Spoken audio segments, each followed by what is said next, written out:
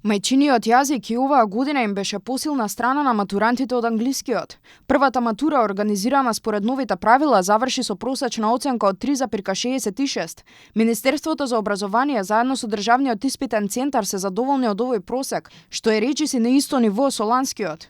Дел од учениците наместо диплома ќе добијат нов термин за полагање, а борбата против препишувањето резултираше со 226 поништени тестови. Одделно, бидејќи, како што реков, годинава за прв пат имаме 3 различни типови на матура, просекот на државната матура е 3,62.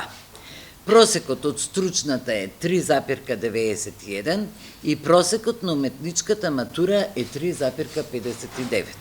Задоволна сум од оценката, затоа што сметам дека таа е приближно реална.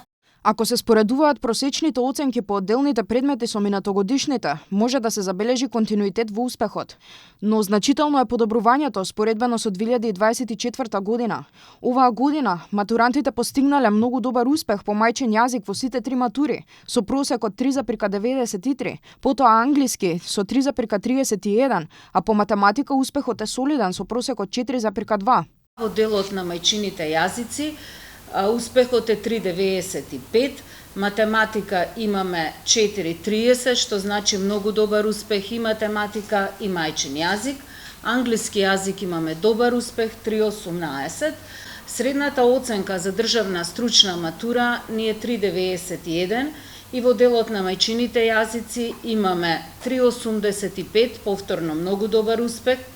Математика 3,55, англиски јазик имаме многу добар успех 4,01. Инаку оваа година за прв пат средношколците имаат можност да бираат помеѓу 3 типа на матура. Од вкупно 14.587 пријавени ученици, 12.184 биле пријавени за државна матура, 2276 за државна стручна матура, а 127 ученици за државна уметничка матура. На полагањето не се појавиле 348 пријавени ученици. Оние кои не го положиле испитот во јунската сесија ќе добијат нова шанса во август, и тоа на 8 локации во 4 градови: Скопје, Тетово, Прилеп и Штип.